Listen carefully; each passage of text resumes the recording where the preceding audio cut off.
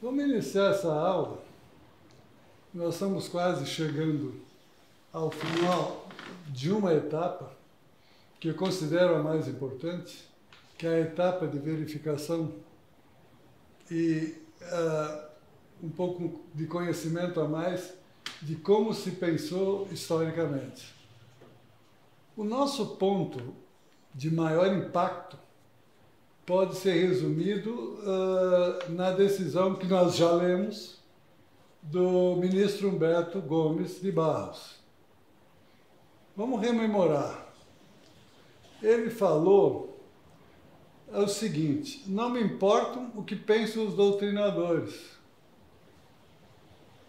E eu estou dizendo, para mim, doutrinador é o cientista do direito.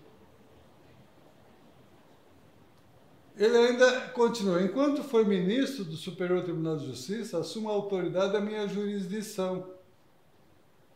E aí o grande impacto que nós vamos ter é qual é o compromisso que ele assume quando ele se encaixa nessa jurisdição.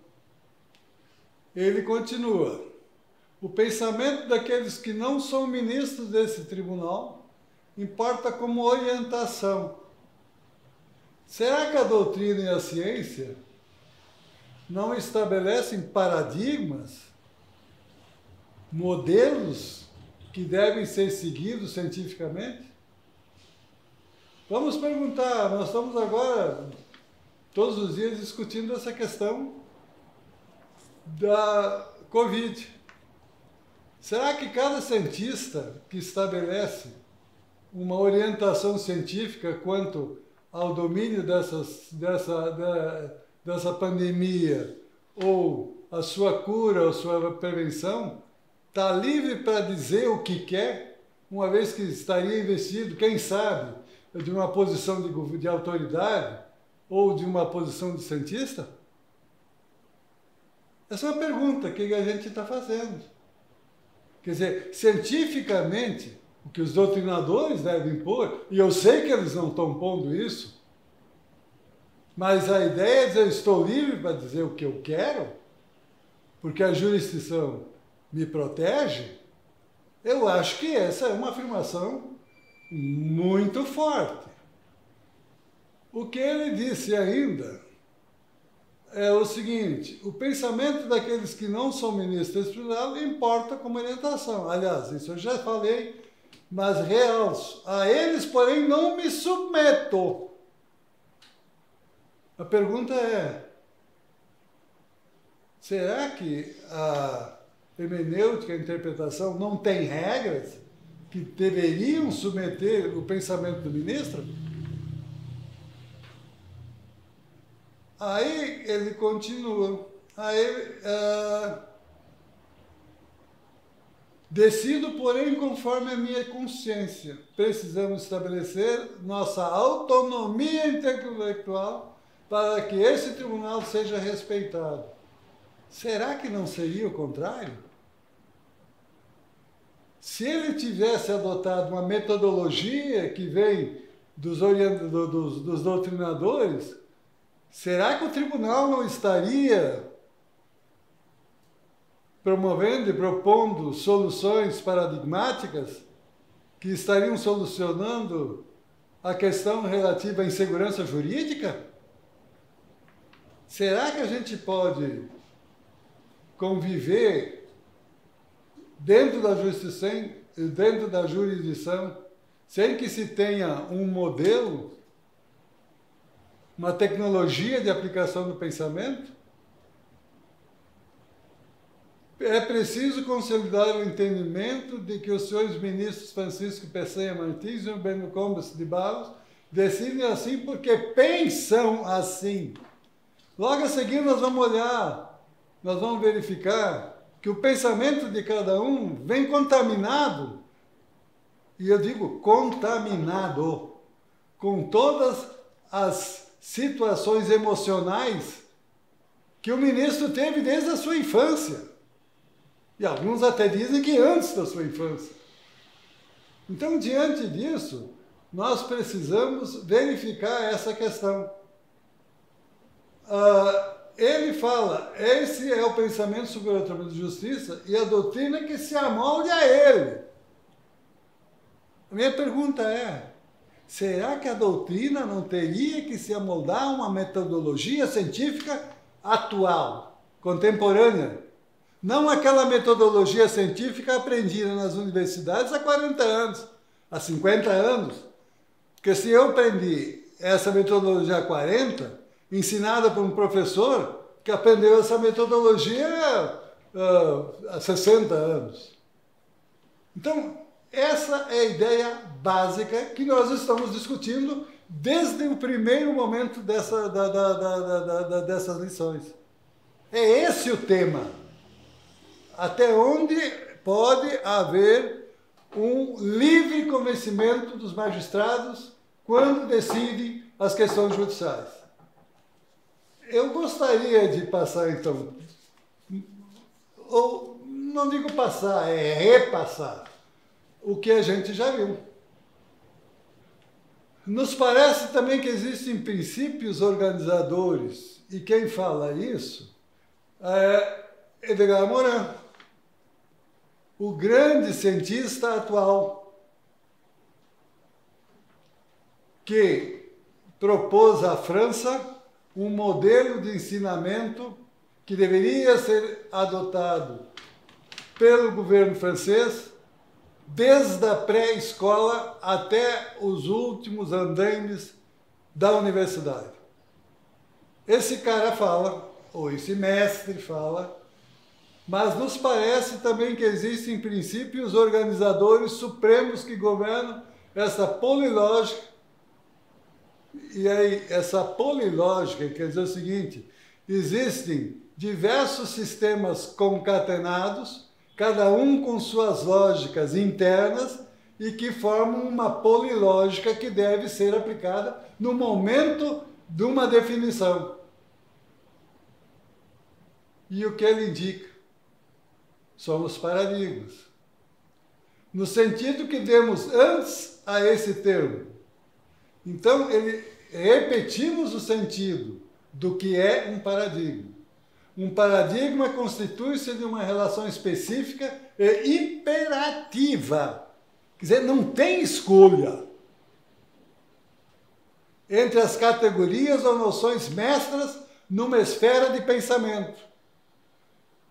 Esse paradigma comanda essas esferas, determinando a utilização da lógica.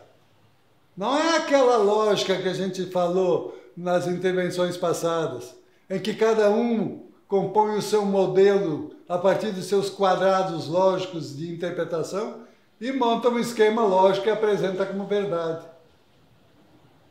Isso é ideologia, como já se viu. O sentido do discurso, continua Morin, é finalmente a visão do mundo. E nós vamos verificar que a visão do mundo hoje tem uma forma de interpretação que é dada por Heidegger. E não só Heidegger. Toda a gama dos mestres que lecionaram nas grandes universidades, junto com Heidegger e pós-Heidegger, para compor a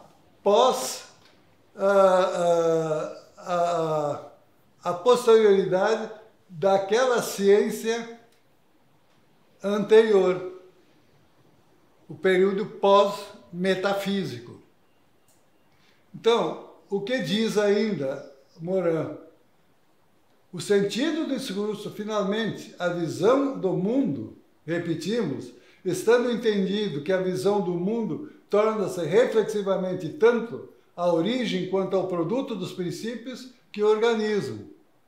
Então quer dizer o seguinte, não existe aqui uma linearidade, existe uma composição em que interagem princípios, sistemas que compõem sistemas múltiplos e que devem ser, de fato, aplicados e respeitados no momento da interpretação. Vamos adiante. Refere aqui, ainda Morin, pois os sistemas têm que ser descobertos e verificados nos dados. Se eu estou verificando o que é uma mercadoria, um serviço, eu tenho que verificar esses dados no evento. Não podem ser descobertos e verificados em quaisquer dados. Nem podem ser descobertos e verificados nos dados que eles mesmos selecionam. Porque, então, um número de sistemas incompatíveis seria igualmente verificável, já que cada um satisfaria igualmente bem os dados que selecionou. Ele trata aqui de um tema muito importante. Nós já dissemos inúmeras vezes que existe o entendimento do Superior Tribunal de Justiça e também do Supremo Tribunal Federal, que refere que o juiz, o magistrado, o ministro pode selecionar os elementos que ele entende relevantes para solucionar uma questão específica.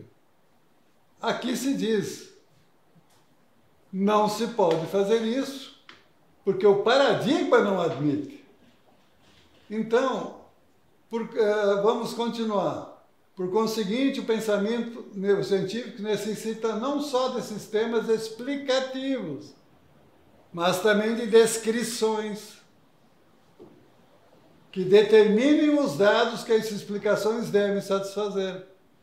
Então, eu tenho que descrever o que é exemplificativamente um serviço. Mas um serviço não num modelo conceitual. Um serviço específico que ocorre e que atrai a incidência da regra tributária. E mais, o pensamento científico necessita da noção da coisa. Já dizia Heidegger, zu den Sachen selbst, as coisas mesmo, e as coisas, caseado, vamos verificar as coisas mesmo. Então, o que permanece idêntico, quer seja descrita, quer seja explicada, é o evento.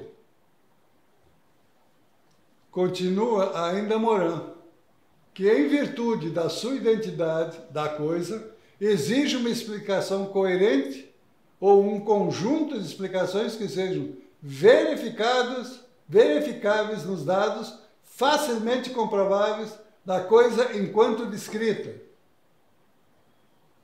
As coisas como coisas. Não é o ministro ou o prestador jurisdicional que inventa a coisa a partir dos dados que ele seleciona.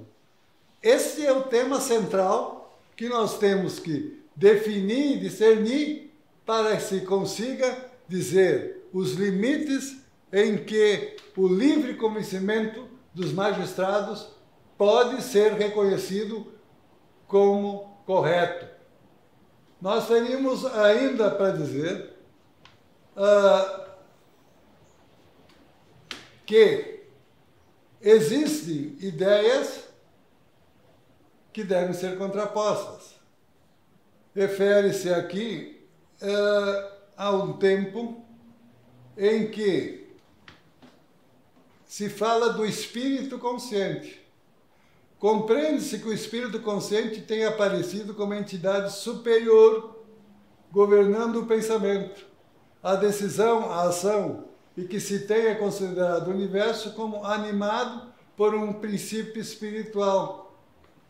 Será que seria este espírito que governa por um princípio espiritual que estaria justificando a possibilidade do prestador jurisdicional pensar como quer? O Espírito de Deus, segundo as Escrituras e a razão teológica, criou o mundo, a vida e os homens. A criação descia do superior ao inferior, mas no século XIX, o Espírito deve descer dos céus e sofrer, no universo da ciência, um terrível aviltamento. como Lamarck e depois Darwin, deu-se a inversão.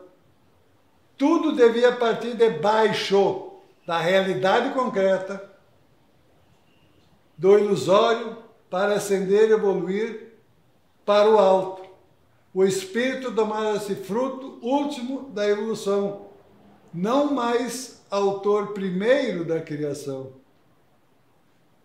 Eu gostaria de encerrar essa conversa pedindo que vocês pensem, será que pela intuição, aquela ideia que o juiz tem antes de abrir os autos, para resolver o que está dentro dos autos, pode continuar sendo reconhecido como uma forma pré-lógica, pré-científica, para definir o que está no processo? Será que não é toda a leitura do processo e a arrumação do processo, segundo um modelo cientificamente organizado, que terá que ser verificado pelo magistrado? É essa a indagação. E a partir dela, vamos continuar a próxima intervenção.